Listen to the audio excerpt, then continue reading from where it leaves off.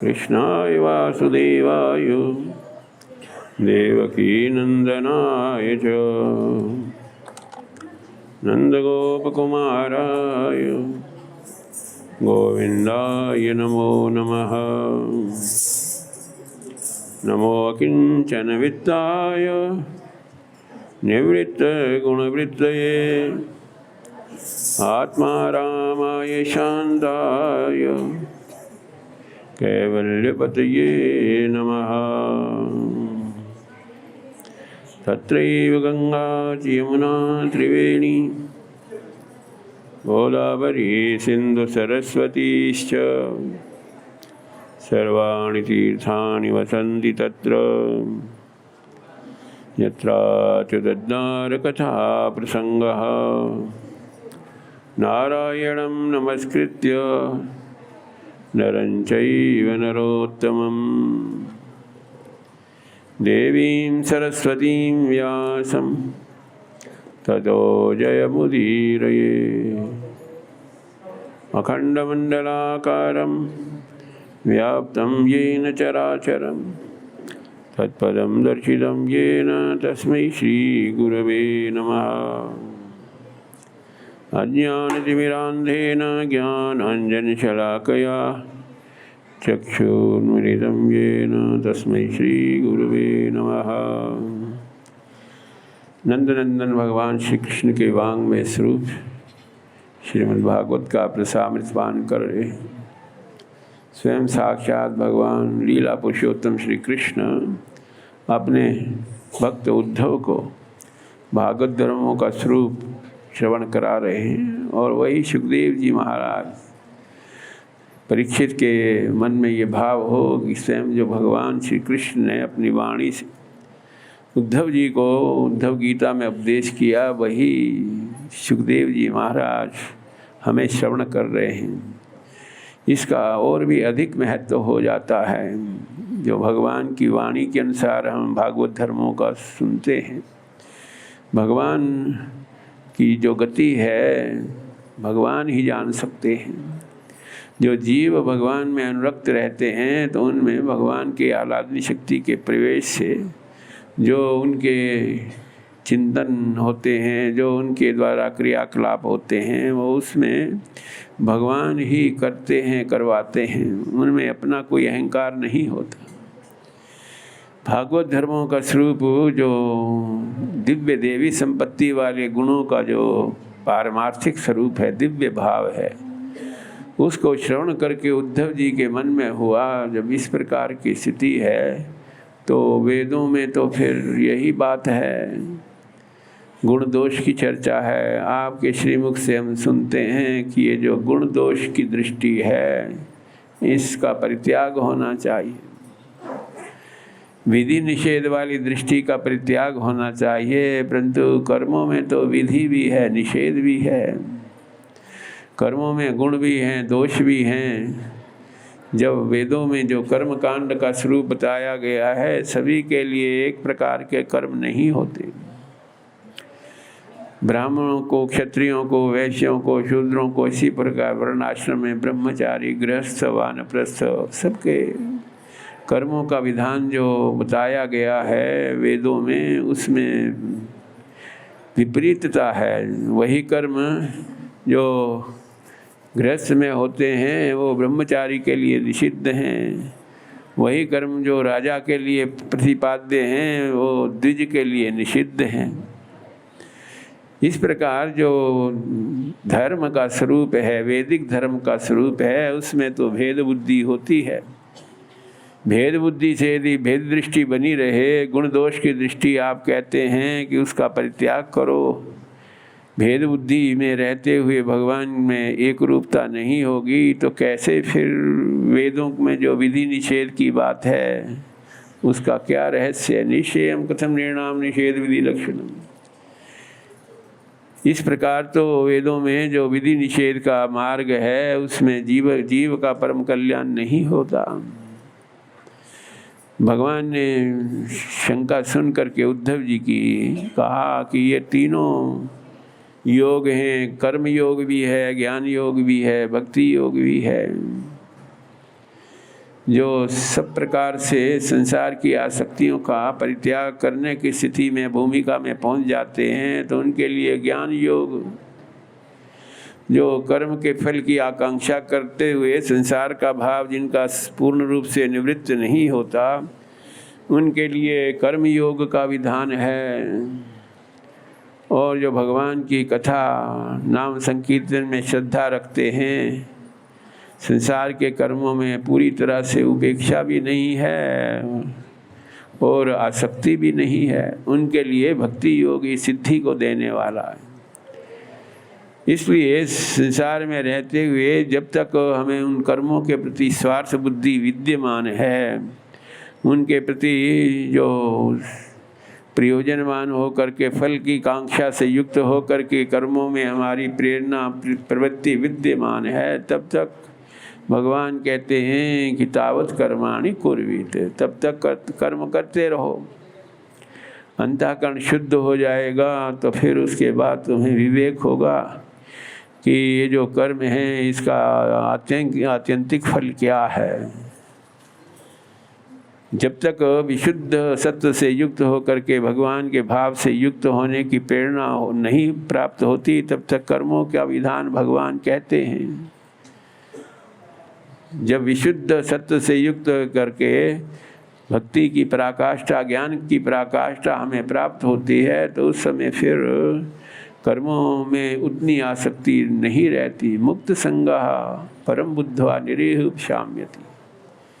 ये ऐषणाएँ अथवा उनसे होने वाले फलाकांक्षा की तभी तक हमें प्रवृत्ति रहती है, तभी तक प्रलोभन रहता है, जब तक महापुरुषों के संग से, भगवान के स्वरूप शक्ति के कृपा से भगवान में एकनिष्ठ स्पृहा नहीं हो पाती। भगवान कहते हैं निर्देह माध्यम सुलभम दुर्लभम, ये जो मानुष्य देह है दुर्लभ है। इसमें यदि तुम्हारी कर्म में उत्तरोत्तर आसक्ति बढ़ रही है तो समझो कि तुम्हारे लिए मार्गदर्शन, यदि ऐसे महापुरुष भगवान के महाभागवत उनका संपर्क हो करके तुम्हें मार्ग निर्देश प्राप्त होता है, तब समझो प्लवम सुकल्पम गुरु कर, नाम रूपी नौका की प्राप्ति के बाद फिर तुम अपने लक्ष्य को प्राप्त कर लो। पुमाम भवाब्धिम न तरे, तो ऐसे शुभ अवसर को प्राप्त करने के बाद भी यदि हम अपने जीवन के परम प्रयोजन को प्राप्त करने में, पूर्ण करने में सफल नहीं हुए, तो समझो हमने अपने आत्मा को, जीवात्मा को बार बार जन्म और मृत्यु के प्रवाह में युक्त होने का जो कार्य है वही किया अभी तक। इसलिए महापुरुषों के संग का जो फल है, धारियेत चलम मनाहा, हृदय में होने वाले जो संसार के प्रति होने वाले राग हैं, उनका जो स्वरूप है, उनका परिणाम है, उसको सोच करके हम इसी जन्म में यावद हरेव तदेव व्रजेत, जब तक हम इसी संसार में रह करके इस प्रवृत्ति को नहीं करते, उसके बाद कितने युग युगांतर व्यतीत हो जाएंगे, कितना काल व्यतिक्रमण हो जाएगा। कारण सलील में अथवा अक्षीर सलील में अनुरूप से विद्यमान जो आत्माएं हैं, फिर जब तक भगवान की कृपा, योग माया की कृपा नहीं होती, तब तक उसी स्थिति में अव्यक्त रूप से हमारी स्थिति बनी रहती है। इसलिए भगवान के भाव योग की प्राप्ति करने के लिए ऐसे महाभागवतों की कृपा हो, भगवान की स्वरूप शक्ति की कृपा हो, ऐसे जो भक्ति योग से भगवान के साथ भाव की पराकाष्ठा को प्राप्त करते हैं, तो उनसे यदि कभी किसी कर्म में प्रमाद भी हो जाता है, तो भक्ति के प्रभाव से, नाम की निष्ठा के प्रभाव से उस दोष से वो रहित हो जाते हैं, उस दोष का प्रभाव नहीं हो पाता। जात शब्दो मद्गणा निर्विण्णा सर्वकर्मशु, जो भगवान की नाम की साधना में, भगवान में श्रद्धा रखते हैं, कर्मों के प्रति धीरे धीरे उनका आसक्ति पूर्वक कर्म नहीं होते, ऐसे भक्तों के हृदय की जो कामना है वो धीरे धीरे नष्ट हो जाती है।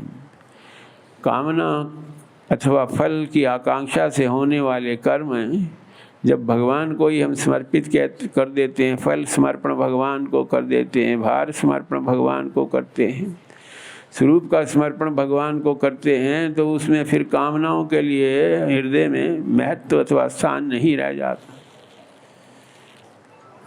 भगवान के प्रति यदि हमारे हृदय में भाव है, मनस्तत्व भगवान का चिंतन करता है, भगवान अनंत गुणों से युक्त होने करके अपनी अद्भुत लीला से, अपने दिव्य रूप माधुरी से जीवों के हृदय में जब स्थित हो जाते हैं, अन्य कोई भी वासना जब जीवों के हृदय में नहीं रहती, मन से जब भगवान का एक ही कार्य होकर के चिंतन होता है, तो उसमें फिर हृदय में भगवान ही का प्रागट्य होता है।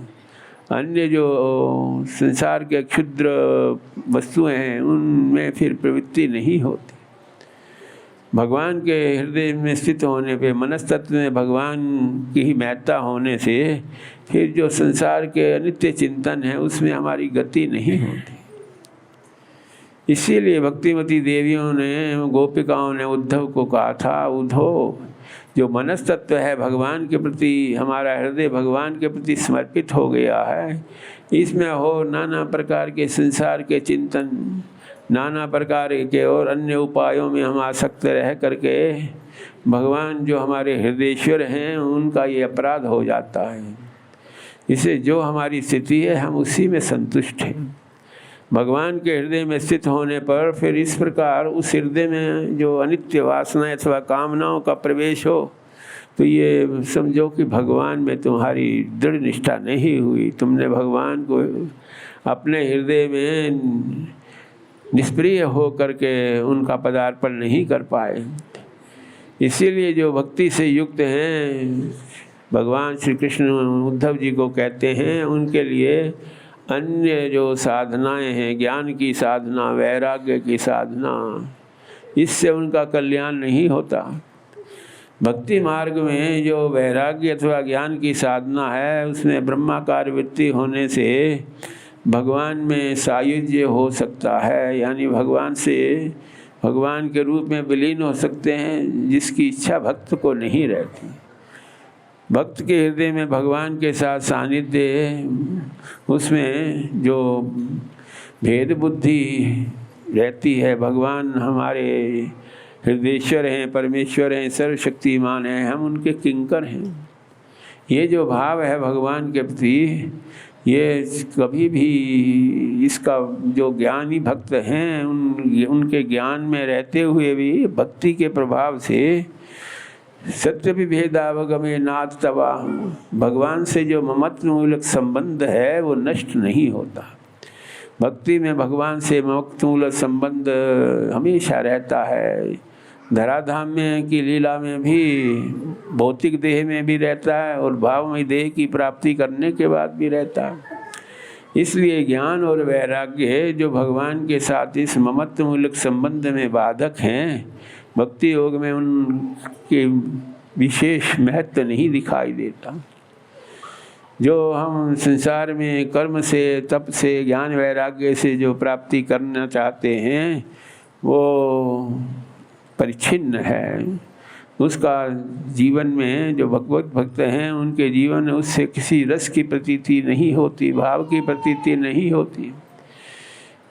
भक्ति योग से जो हम कर सकते हैं अपना कल्याण, वो संसार के इस प्रकार उपायों से नहीं हो सकता। उद्धव, भक्ति में जो निरपेक्षता है, भक्ति में जो भगवान के आश्रित होने का, भक्ति में अन्य किसी भी जो साधन है, साधन निरपेक्ष हो करके जब तक अन्य साधनों अथवा उपायों का बल हमें रहता है, जब तक अन्यान्य अवलंबन अथवा आश्रय हमारे हृदय में रहते हैं, तब तक भगवान के साथ परम अवलंबन होने में ये बाधक होते हैं। इसलिए जो मेरे एकांतिक भक्त हैं उनके लिए इस प्रकार जो विधि निषेध की धारा है, भगवान की लीला आस्वादन की धारा में प्रवाहित होने के कारण उनको विधि निषेध की अथवा गुण और दोष की जो कर्मों में स्वाभाविक रूप से विद्यमान है, फिर उसमें उनकी प्रवृत्ति नहीं होती। वो भगवान के भक्ति योग से ही अपना कल्याण कर लेते हैं। सुखदेव जी महाराज भगवान के श्रीमुख से जो भगवान के भक्ति का स्वरूप है, सुखदेव जी महाराज परीक्षित को श्रवण कराते हैं। ऐसे भक्ति योग को जो जीवन को, उनकी जीवात्मा को भगवान से युक्त करने के लिए एकमात्र कारण है, ऐसे भक्ति योग को छोड़कर जो क्षुद्र कामों के लिए अपने चित्त को विचलित करते रहते हैं, उनका तो फिर बार बार संसार में संसरण ही होता है। परंतु जिन्होंने भक्ति योग से, नाम संकीर्तन के प्रभाव से अपने आत्मा को भगवान में निमग्न किया, संसार के भाव में रहते हुए भी भगवत भाव से युक्त हो पाए, नाम से ही सब प्रकार की शुद्धि हो जाती है, अंतःकरण की शुद्धि हो जाती है। जो लौकिक प्रयत्न हैं, लौकिक उपाय हैं शुद्धि करने के लिए, उसका उतना प्रभाव नहीं है। गंगा में स्नान करने से शुद्धि, तीर्थाटन करने से शुद्धि होती है, मन का निग्रह करने से शुद्धि होती है, चित्तवृत्ति का निरोध करने से शुद्धि होती है, वैदिक कर्म कांड के आचरण करने से अंतःकरण शुद्ध होता है। ये जितने भी उपाय हैं वो भगवत भक्त के लिए उतना आकर्षण का विषय नहीं रह जाते। जब भगवान अपने हृदयेश्वर श्री कृष्ण के प्रति समर्पित होता है तो ये जो भेद बुद्धि से, गुण दोष से जो व्यवहार संसार का होता है, प्रिय अप्रिय से, उचित अनुचित से, विधि निषेध से जो व्यवहार होता है, उससे जीवन का परम कल्याण नहीं होता। द्वैत में रहने से, भेद बुद्धि से रहने से जीव उन्हीं पदार्थों का, विषयों का चिंतन करता है जिसमें उसका प्रिय भाव है। यदि इस प्रकार उन्हीं पदार्थों का चिंतन होता है तो उनके पदार्थों के चिंतन करने से उनकी प्राप्ति की इच्छा होती है, प्राप्ति की वासना होती है। जब प्राप्ति से, उनके संग की प्राप्ति से उनके साथ हमारी बुद्धि निमग्न रहने से भ्रमित हो जाती है। मोहात भवति सम्मोहात्, उन पदार्थों के प्रति जब हमारा मोह हो जाता है तो उससे हमारी बुद्धि जो है भ्रमित हो जाती है। बुद्धि नाशात् प्रणश्यति, जब बुद्धि में भ्रम होता है तो उसमें फिर जो स्थिति है, जीव की भगवत भाव से स्थित होने वाली वृत्ति नहीं रहती। ऐसा सोच करके संसार के जो अविद्या के आवरण से युक्त हैं, मायिक आवरण से युक्त हैं, केवल वेदों में तुम्हें आकर्षण दिया गया है कि स्वर्ग में तुम्हारी स्थिति एक रस रहेगी, अनंत सुखों की उपभोग तुम्हें प्राप्त होगा, ये देहिक विकार वहाँ पर नहीं होंगे, बहुत काल तक जब तक पुण्य वहाँ स्थिति रहेगी। इस आकर्षण से यदि हम कर्म में ही लगे रहते हैं, लोकेशना के लिए अथवा लोक कीर्ति के लिए हमारी कर्म में प्रवृत्ति होती है, तो इस आकर्षण से कुछ के काल के लिए शुभ कर्म के फल से उन स्वर्ग आदि ऐश्वर्य में लोकों की प्राप्ति तो होती है, परंतु वो स्थिति शाश्वत नहीं रहती। जिस यज्ञ आदि को करने से, जिस परोपकार आदि लोकहित कार्य करने से, पुण्य कर्म करने से हमें स्वर्ग होता है, उसमें नाना प्रकार के विधि निषेध से युक्त होकर के हम कर्म कहते हैं, उनसे परम शांति क्या कैसे प्राप्त होगी। पुरंजन के उपाख्यान में आपने श्रवण किया किस प्रकार प्रचेता गण पूर्व जन्मों के जो यज्ञ याग आदि से जो उनको अपराध हुआ, उससे उनको भक्ति योग में पूर्ण रूप से स्थिति होने में प्रतिबंध आया, जिसके लिए नारद जी ने उनको उपाय बताया कि भगवान से विमुख होकर जो हमारे द्वारा कर्म होते रहे, उसका जो अपराध हुआ, उसी के कारण तुम्हारी चित्तवृत्ति पूर्ण रूप से भगवान में निमग्न नहीं हो पा रही है। महादेव जी जैसे उपदेष्टा होने पर भी, परम भागवत महाभागवत नारद जी से भी उन्होंने शिक्षा दीक्षा ग्रहण की। इसलिए जो कर्मों में हमारा तमोगुण सत्वगुण से होने वाले कर्म हैं, उससे जो स्वर्ग का आकर्षण की बात है, वो स्वर्ग का आकर्षण केवल मायिक जगत में रहने के कारण हमारी उसमें आसक्ति हो, प्राकृत भाव में स्थित रहने के कारण उसमें आसक्ति है, जड़ शक्ति के प्रभाव से युक्त होने के कारण पदार्थों में आसक्ति है। इसमें कोई सार नहीं है। माया मात्र मनुद्यांते, जब तक उसका स्वरूप हमें बोध नहीं होता तभी तक उनमें प्रवृत्ति है। बोध हो जाने पर फिर उसमें हमें जो जीव का परम कल्याण है नहीं दिखता। उद्धव जी भगवान से ज्ञान विज्ञान से युक्त होने के कारण, बृहस्पति के शिष्य होने के कारण परम तत्व का स्वरूप, उस परम तत्व की प्राप्ति के लिए जो लौकिक दृष्टि से उनका विश्लेषण करने के लिए जो तत्वों की संख्या है उसके लिए जिज्ञासा करते हैं।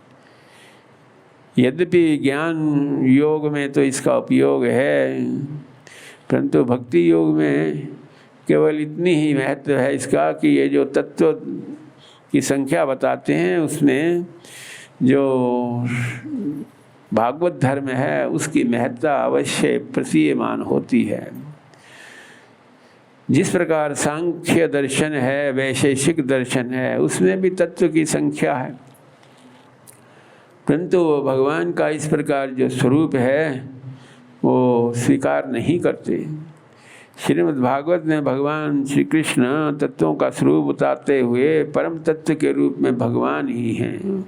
भगवान के अधीन होकर के ये सब जो तत्वों का गणना है वो बताई गई है। जो उन्होंने उद्धव जी ने पूछा उसके अनुसार जब तक परम पुरुष और उनकी परम प्रकृति का स्वरूप न जाने तब तक तत्वों की महत्व नहीं रह जाता। जो पृथ्वी जल तेज वायु आकाश मन और भगवत तत्व इस प्रकार 7 तत्व के रूप में कहते हैं, तो उनको कम से कम इन भगवान की विभूतियों के साथ मनस्तत्व के साथ भगवान की प्रतिष्ठा भी रहती है। तो इसलिए 7 तत्व वाले इस प्रकार निरूपण करते हैं तत्व का निरूपण। जिनके लिए 5 तत्व हैं तो पृथ्वी जल तेज वायु और पंचम तत्व में भगवान लीला पुरुषोत्तम श्री कृष्ण को ही उनका आधार मान करके परम तत्व के रूप में भगवान ही हैं। ये सब और तत्व उनके अधीन हैं। इसी प्रकार 6 तत्व मानने वाले षडित्याभिभूतानि पंचषष्ठ परापुर, उनकी दृष्टि में पृथ्वी जल तेज वायु आकाश ये 5 जो भगवान के विभूति स्वरूप तत्व हैं और इनका नियंत्रण करने वाले भगवान लीला पुरुषोत्तम हैं।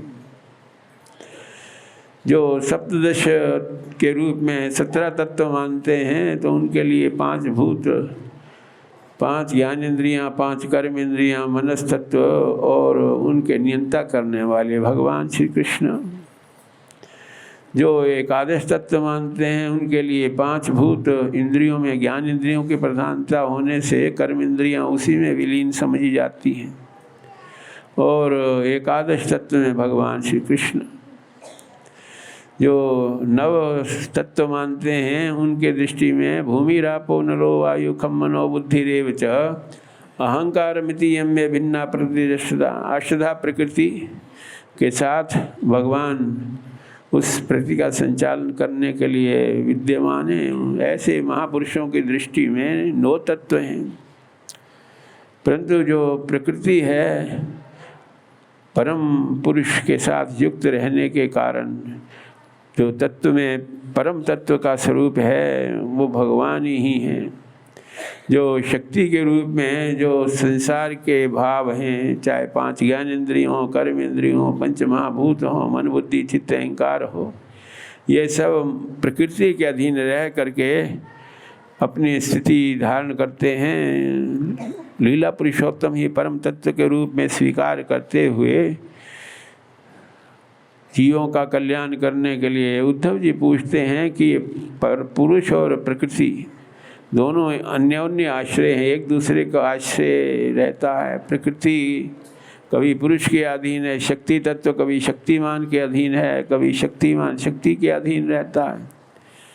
जब शक्ति शक्तिमान के अधीन रहती है तो उसमें फिर शक्तिमान का ही महत्व रहता है, प्रभुत्व रहता है। परंतु जब शक्ति की प्रधानता होती है तो शक्तिमान जो है फिर निश्चेष्ट भाव से कर्म से उपराम हो जाता है। नामे पार्थास्ति कर्तव्यम, कर्तव्य बोध से उनसे कर्म नहीं होते। परंतु अपनी सृष्टि को, अपने संसार की स्थिति को देखना भी एक प्रकार से कर्म भी है। भगवान की जो दृष्टि है उस दृष्टि से ही इस संसार की सृष्टि, स्थिति और संहार होता है। ऐसे भगवान अपने प्रकृति का सन्निधि करते हुए, उन पर दर्शन करते हुए भी, ये भी एक प्रकार से क्रिया योग ही है। जब तक भगवान अपनी शक्ति के साथ युक्त रहते हैं तब तक वो चराचर जगत को मूद करते हुए भी जीवों के हृदय में अपराकृत अथवा दिव्य काम का संचार करते हैं। जब भगवान अपनी स्वरूप शक्ति से युक्त नहीं रहते तब अनंत कोटि लावण्य सौंदर्य से युक्त होते हुए भी भगवान सबको आकर्षित तो करते हैं रूप माधुरी से, परंतु प्रकृति का महत्व न होने के कारण भगवान मंत्रमुग्ध की तरह उनकी स्थिति रहती है। उद्धव जी भगवान से पूछते हैं, हे भगवान, उच्चा वचान यथा देहन गृह्णन्ति विषि। ऐसे परम तत्व भगवान की स्वरूप शक्ति की कृपा प्राप्त करने के बाद भी जीव कभी कभी अपने जन्म जन्मांतरों के संस्कारों से उनकी बुद्धि जो है संसार के भाव में ही भटकती रहती है। देहान गृह्णन्ति विषि, जिसके कारण उनको बार बार संसार की प्राप्ति होती है, संसार के भाव में स्थित रहते हैं। उच्चा वचान तथा देहान गृह्णन्ति विसृजन्ति च। कभी कभी ऐसे जो ज्ञानी हैं, कर्म कांड में आ सकते हैं, वो भी भ्रमित हो जाते हैं। भगवान श्री कृष्ण उद्धव जी को कहते हैं, उद्धव जी, जो मनस तत्व है प्रधान रूप से वो चिंतन करता है, कर्ममय उसका स्वरूप होता है।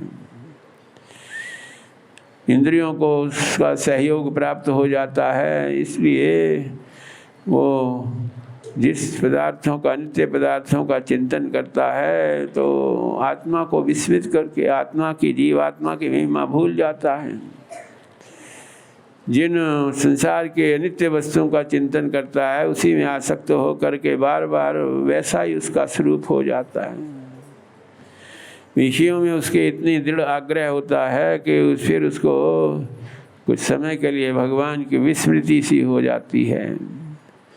उस विस्मृति हो जाने से फिर उसके जैसा कर्मों में उसकी भावना है वैसा ही उसका स्वरूप हो जाता है। नाना प्रकार के मनोरथों में युक्त रहने के कारण जो जीव की सत्ता है भूल जाता है, भगवत सत्ता को भूल जाता है। तरो विलक्षणो दृष्टा एवं दृष्टा तनो पृथक। देह को ही आत्मा मान करके, देह को ही अपना स्वरूप मान करके उसके द्वारा क्रियाकलाप होते हैं। इससे विशुद्ध सत्व से रहित हो करके वो संसार के प्रयोजनों में रह करके संसार के व्यवहार में बार बार विक्षिप्त होता रहता है। परंतु जो भगवान के भक्त हैं, भगवान के भाव से युक्त हैं, उन्हें लगता है कि ये बार बार शरीर की प्राप्ति नहीं होगी। ऐसे सुलभ अवसर को पा करके यदि हम भगवान से दूर रहे तो फिर कब ऐसी स्थिति प्राप्त हो। अर्थे विद्यमाने भी संस्कृति न विवदते। जो अपने संसार में नित्य जागृत रहते हैं, स्वप्न अथवा सुषुप्ति अवस्था से रहित रहते हैं, संसार का जो विषयों का ध्यान है स्वप्न की तरह है। जीवों को अनर्थ की निवृत्ति जब तक नहीं होती तो वो इसी प्रकार जागृत नहीं होता।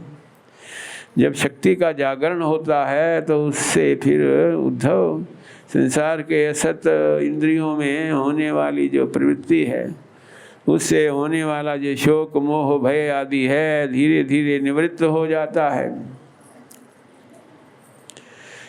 जो इस प्रकार भागवत धर्मों से युक्त है तो उसको फिर संसार में कोई उसका सत्कार करे, तिरस्कार करे, आदर करे, उपेक्षा करे, उनसे दुर्वचनों का प्रयोग करे या प्रशंसा करे, इन सभी प्रकार के द्वंद्वों से वो रहित हो जाता है। उसका उन जो जीव हैं उनका जो दुर्व्यवहार देख करके वो अपनी आत्मा का उद्धार करने में ही उसकी बुद्धि श्रेष्ठ काम आकर्षगता आत्मनात्मेव उद्धरे। उद्धव जी ने भगवान से ये सुन करके कि जो संसार में उपेक्षित व्यवहार में भी हम अपने भगवान के स्वरूप में स्थित रहें, ये जो स्थिति है इतनी सुलभ नहीं है। सुनने में तो अच्छा लगता है, परंतु कभी कभी ऐसे जो ज्ञानी भी हैं उस अपनी स्थिति को प्राप्त नहीं कर पाते, स्थिर नहीं कर पाते। प्रकृति के कारण, प्राकृत भाव के कारण प्रकृति में जानते भूतानी, अधिक से अधिक जो संसारी जीव हैं वो प्राकृत भाव के प्रभाव से युक्त होते ही हैं। उसमें निग्रह करने की बात नहीं होती। यदि हम दृढ़तापूर्वक निग्रह कर भी लेते हैं, परंतु उसमें फिर हमें उन वस्तुओं का, उन प्राकृत भावों का चिंतन होता रहता है, तो ये मिथ्याचार है भगवान की दृष्टि में। उद्धव जी की इस शंका को सुनकर के भगवान ने कहा, हे उद्धव, न तथा तप्यते विद्यापमान वाणे स्मर्ग में। कभी कभी वाणों से क्षत विक्षत होने पर भी उतना दुख नहीं होता, क्योंकि वाणों से जो होने वाला घाव है वो तो भर जाता है, परंतु दूसरों के द्वारा हमारे को अपशब्दों का प्रयोग होता है, दुर्वचनों को दुर्व्यवहार होता है, तो उसको हम बहुत काल तक स्मरण कर लेते हैं। परंतु ये स्थिति जो है माइक जगत के क्षेत्र में रहने के कारण ही होती है। जब अभाव जगत में रहते हैं तो ये स्थिति होती है, जब भाव जगत में हमारा प्रवेश होता है तो ये स्थिति नहीं रहती। भाव जगत में रहने वाले एक उज्जैनी में द्विज था, उसका आख्यान सुनाते हैं। वो द्विज तो होते हुए भी कभी कभी हम द्विज होते हुए संसार के अर्थ की प्राप्ति में आसक्त होने के कारण अर्थ की प्राप्ति की ही प्रधानता हमारे लिए होती है। ऐसे द्विज ने बहुत से धन का संग्रह किया, परंतु उस धन के संग्रह करने से न प्रियजनों को दिया, न अपने उपभोग में उसको लाया।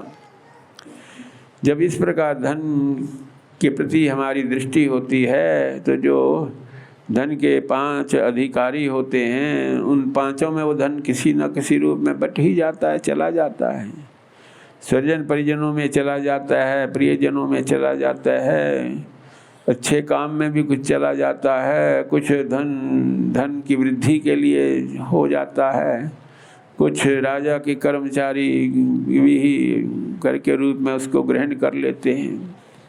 इस प्रकार उसके धन को ना चाहते हुए भी जब अकिंचन हो गया वो, परंतु अकिंचन होने के बाद भी उसको लगा कि भगवान की ये कृपा ही है, भगवान मुझे इस प्रकार अपने शरण में रखने के लिए मेरे जो धन के प्रति वासना थी उसको निवृत्त किया उन्होंने। यद्यपि हमारा जो धन है न कभी धर्म के लिए हुआ, न कामना पूर्ति के लिए हुआ, न प्रियजनों के आनंद देने के लिए हुआ, मैंने केवल धन का संग्रह किया, भगवान ने मुझे अकिंचन बना करके बड़ा अच्छा किया मेरे कल्याण के लिए। अभी तक वो धन में सब सद्गुण देखता रहता था। भर्तृहरि जी कहते हैं, सर्वे गुणा कांचन माश्रयन्ति। जिसके पास थोड़ा धन हो जाता है, ऐश्वर्य हो जाता है, वित्त हो जाता है, उसके अनुसार उसके वैभव की वृद्धि हो जाती है, तो उनमें चाहे सद्गुण का वास हो अथवा ना हो, परंतु लौकिक दृष्टि से उनको सब सद्गुण संपन्न, सर्वगुण संपन्न ही अनुभव करने लग जाते हैं। संसार के व्यवहार में ये वित्त की यथा धन की महत्ता बताने के कारण ही इस प्रकार की व्यवस्था भर्तृहरि ने की, परंतु इनको अब उस धन में दोष ही दोष दिख रहे हैं। इस धन के कारण ही हिंसा हो जाती है, असत्य भाषण धन के कारण होता है, दंभ से युक्त हो जाते हैं, अंतःकरण की दूषित करने वाली वृत्तियाँ काम क्रोध लोभ मोह मत्सर आदि हो जाता धन के कारण ही होता है। आपस में प्रिय मित्रों का भी भेद हो जाता है, एक दूसरे पर अविश्वास करना धन के कारण होता है, संस्पर्धा धन के कारण होती है। इस प्रकार जो 15 अनर्थ के मूल कारण हैं वो प्रायः धन के कारण होते हैं। इसलिए जो अपने कल्याण की इच्छा करता है वो अर्थ धन को अनर्थ का मूल कारण ही समझते हुए उसकी से निवृत्त हो जाए। अनर्थ निवृत्ति तभी हो सकती है जब हमें भगवत तत्व की महापुरुषों की श्रद्धा हो। जब तक नाम की साधना में हम युक्त नहीं होते तब तक संसार के प्रयोजन बने रहते हैं। इस प्रकार उसने अपना सब कुछ छोड़ करके भगवान के लीला विहार क्षेत्र में वास किया। सोचने लगा कि अब धन से मुझे कोई प्रयोजन नहीं है, अब मैं अपने कल्याण के लिए सब प्रकार के प्रमाद से रहित होकर के भगवान की शरण में जाऊं। जब खटवांग राजा 2 मुहूर्त में ही अपना कल्याण कर सकते हैं तो मेरा जीवन भर संसार के असत कार्यों में लगा रहा, मैं भी अपना कल्याण कर सकता हूँ। इस प्रकार उसने अपने हृदय की जो संकल्प विकल्प थे उसको दूर करके भिक्षा से अपने उदर की पूर्ति करते 3-4 घरों में जा कर के भिक्षा ले लेते, फिर गंगा किनारे जा कर के उसको शुद्ध करके फिर प्रसाद ग्रहण कर लेते। उनके इस प्रकार आनंदमय स्थिति को देख करके जो उनके पूर्व उनसे बैर रखने वाले उनके बंधु बांधव थे, उन्होंने सोचा कि अब दंभ पूर्वक इस स्थिति को, इस वृत्ति को धारण कर रहा है।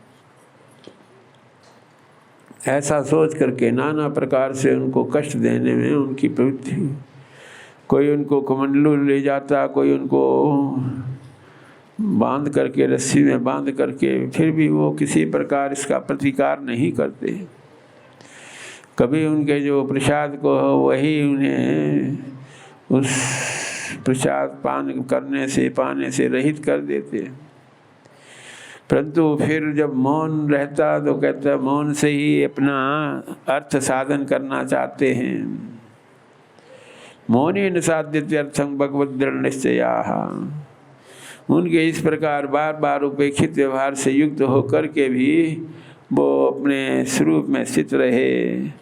सोचते हैं कि ये संसार में जो सुख दुख का जो देने वाला है वो कोई संसारी जीव नहीं होते, देवता नहीं होते, ग्रह नहीं होते, हमारे कर्म नहीं होते, काल नहीं होते।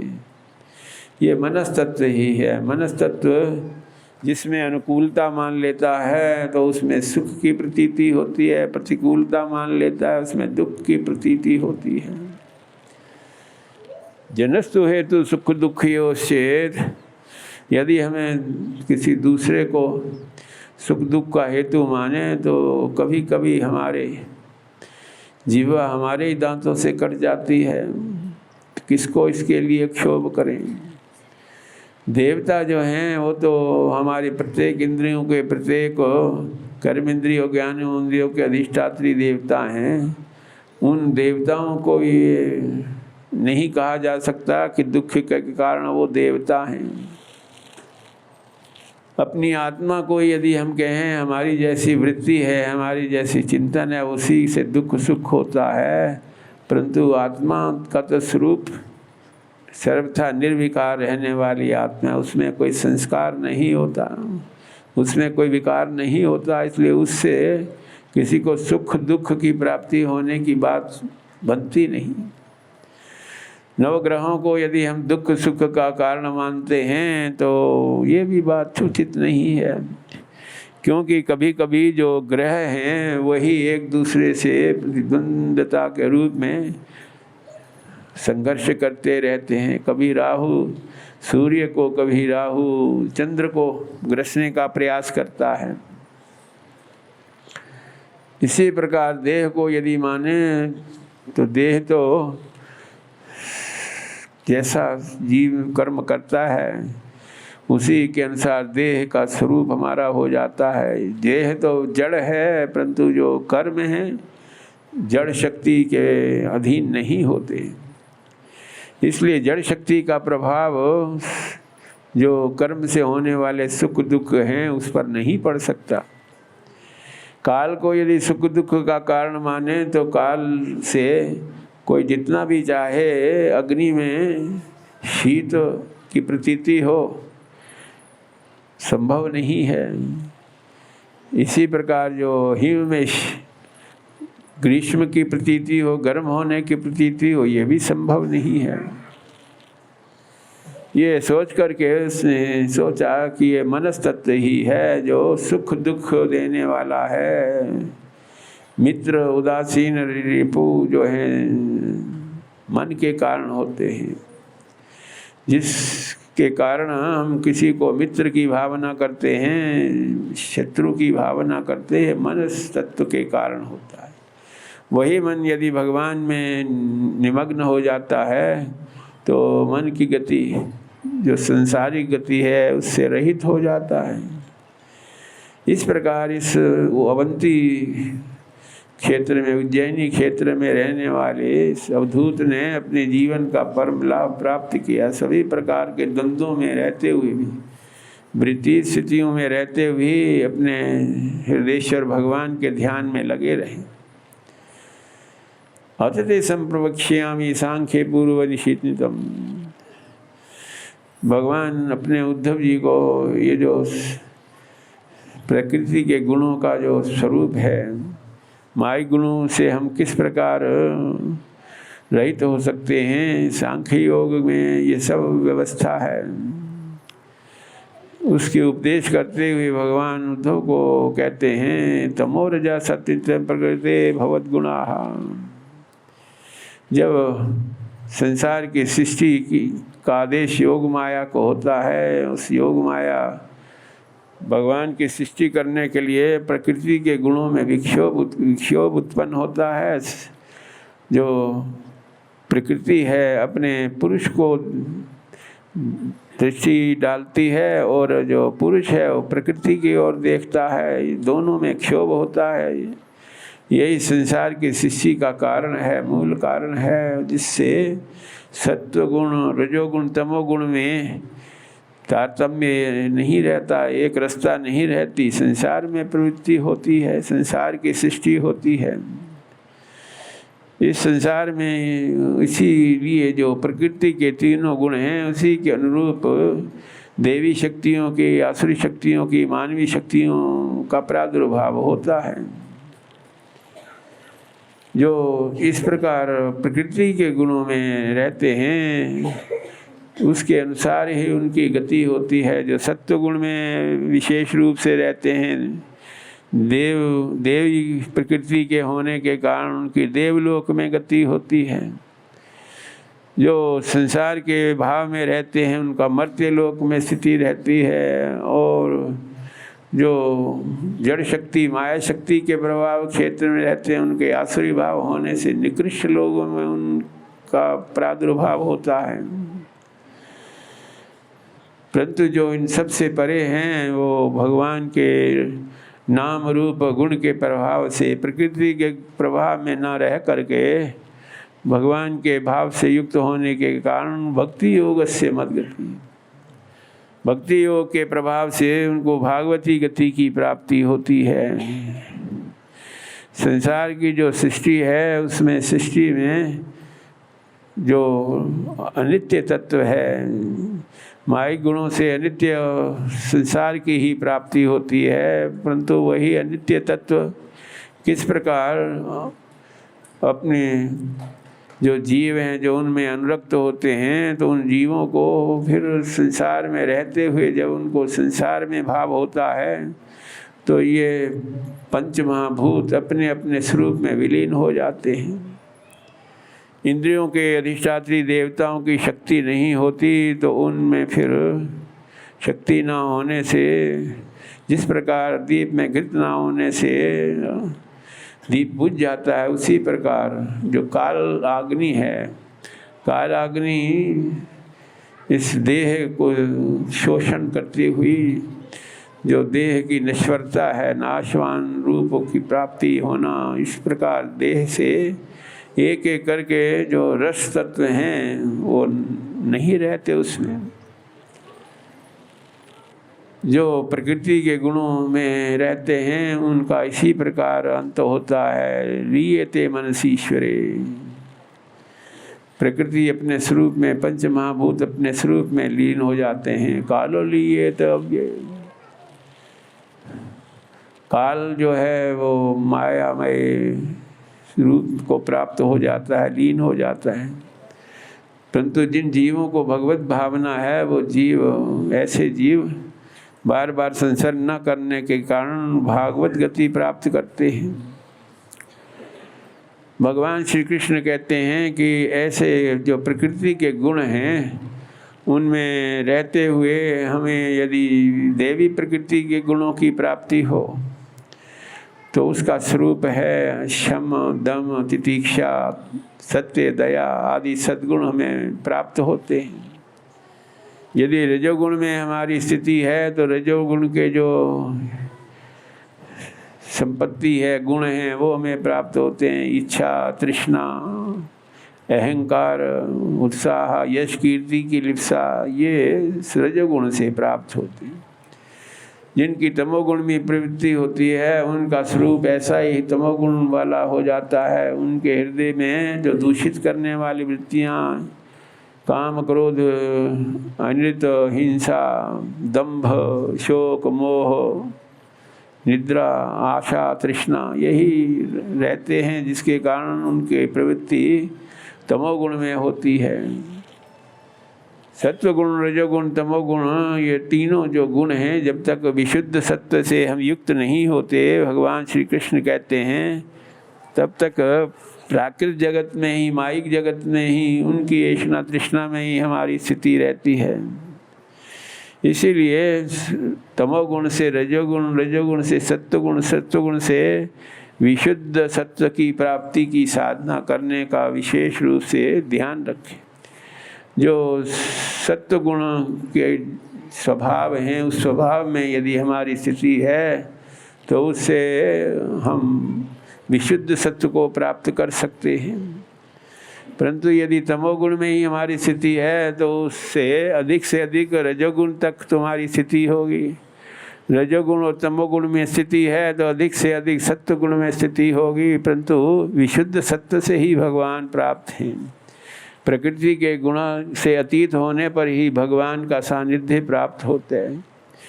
जो सत्वगुण संपन्न हैं वो अधिक से अधिक स्वर्गलोक तक उनकी गति होती है। जो रजोगुण में अधिक से अधिक उनको मर्त्य लोक तक स्थिति प्राप्त होती है। जो तमोगुण वाले हैं निकृष्ट लोकों में उनकी स्थिति प्राप्ति हो। परंतु जो गुणातीत अवस्था को प्राप्त कर लेते हैं, मामेव निर्गुणाः, वो भगवान के दिव्य धाम में उनकी स्थिति होती है। इसी प्रकार जो सत्वगुण में रहते हैं वो अपने कर्मों को भगवान को समर्पण करते हैं। राजस जो जीव होते हैं उन्हें फल का संकल्प बना रहता है। जो तमोगुण में होते हैं उनको हिंसा आदि करने में भी कोई उपरामता नहीं होती। इसी प्रकार ज्ञान की स्थिति है। जब ज्ञान सात्विक ज्ञान है तो वो कैवल्य पद को देने वाला है। रजोगुण में रहते हैं संकल्प विकल्प बने रहते हैं। तमोगुण में रहते हैं तो प्राकृत भाव की प्रधानता रहती है। विशुद्ध सत्व से युक्त रहते हैं तो उस ज्ञान में भगवान में ही दृढ़ निष्ठा होती है। इसी प्रकार वास के बारे में समझ लो, यदि हमारा सात्विक गुण है तो भगवान के लीला विहार क्षेत्र में वास करते हैं। रजोगुण है तो ग्राम में वास करते हैं। तमोगुण है तो असंग में वास करते हैं, कुसंग में हमारी स्थिति होती है। गुणातीत अवस्था है तो भगवान के धाम में ही हमारे वास होता है, स्थिति होती है। इसी प्रकार जो कर्ता सात्विक कर्ता हैं वो असंग रहते हैं, राजस कर्ता हैं राग से युक्त रहते हैं, तमोगुण के कर्ता हैं उनकी स्मृति ही विलुप्त रहती है। परंतु जो गुणातीत अवस्था को विशुद्ध सत्व से युक्त होते हैं वो भगवान के आश्रित ही रहते हैं। इसी प्रकार श्रद्धा का स्वरूप है, सात्विक जो जीव हैं अध्यात्म में उनकी श्रद्धा होती है, जो रजोगुण के उनकी कर्म में श्रद्धा होती है, जो तमोगुण वाले जीव हैं अधर्म में श्रद्धा होती है।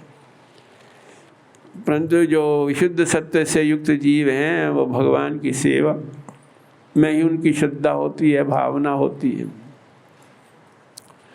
इसी प्रकार जो आनंद है, सुख है, सात्विक जीव को आत्मा में ही आनंद की प्रतीति होती है, रजोगुण वाले इस जीव को विषयों में ही आनंद की प्रतीति होती है, तमोगुण वाले जीव को मोह दैन्य में ही स्थिति प्राप्त होती है।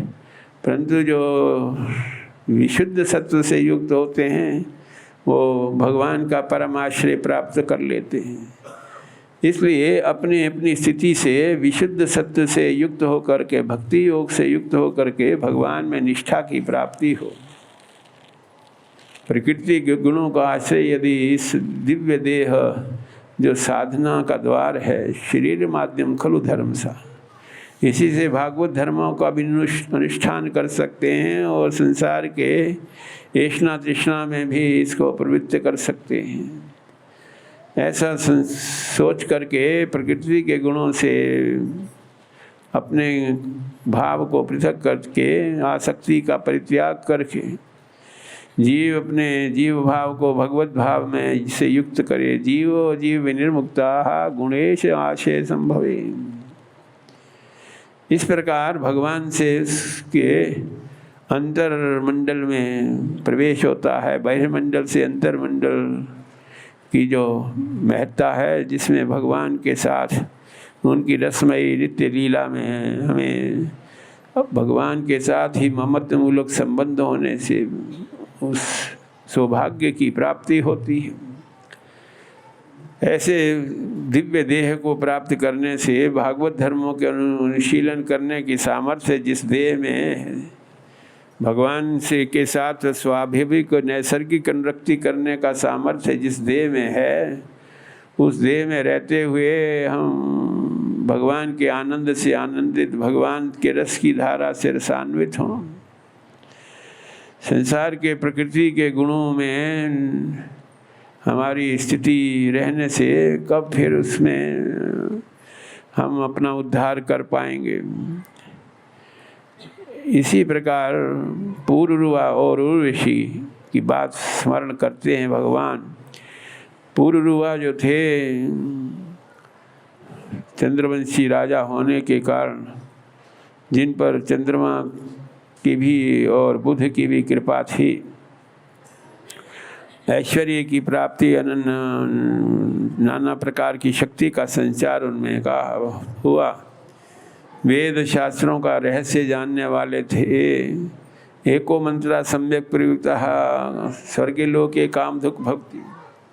वैदिक मंत्रों का शुद्ध उच्चारण हो, उसका अर्थ जानकर उच्चारण हो, तभी उसका फल प्राप्त होता है। ये इनको स्वाभाविक बुद्धि थी। इसलिए इनके इस ऐश्वर्य को देख करके, इस प्रकार शक्ति और सामर्थ्य को देख करके किसी समय देवलोक में इनके सामर्थ्य से जब बार बार देवलोक की रक्षा होने लगी तो उर्वशी को भाव हुआ इनके श्री चरणों में। उस भाव से युक्त होकर के जब पूर्व और उर्वशी ने देखा कि हम दोनों के बीच में जो अनुराग है उसमें इंद्र बाधक प्रतीत हो रहा है, इंद्र की इस दुर्वासना को समाप्त करने के लिए उन्होंने अपने संकल्प मात्र से, अपनी शक्ति के प्रभाव से दिव्य लोक की ऐश्वर्य में लोक की संरचना की। जो भगवान नारायण के अंश में से होने वाली उर्वशी के नाम से उसका नाम ही उर्वशी लोक हुआ। उस उर्वशी लोक में पूर्ववा के साथ रहते उर्वशी अब जो भी वैदिक अनुष्ठान होने लगे पूर्ववा जी को आमंत्रित किया जाने लगा। उर्वशी को भी इस भावना से अपने वैदिक यज्ञ याग आदि वैदिक अनुष्ठान में उनको भी स्मरण किया जाने लगा। हे पूर्ववा, आप वैदिक रहस्य को जानते हो, मंत्रों का रहस्य जानते हो, हमारे अनुष्ठान में किसी प्रकार का वैदिक अनुष्ठान में दोष ना हो, आपकी कृपा हो।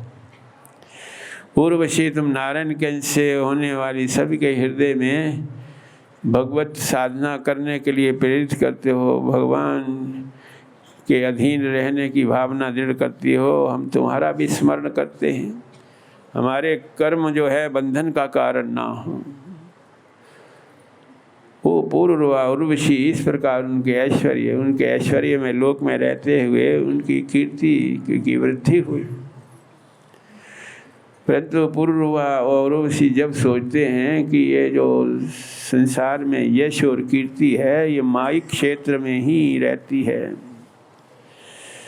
उनको अपने इस ऐश्वर्य का मोह भंग हुआ। क्योंकि हम कभी कभी अपने इस संसार के भाव में ऐश्वर्य यश कीर्ति की लिप्सा से भी कभी कभी हम नाना प्रकार के कर्मों में अनुरक्त होते हैं।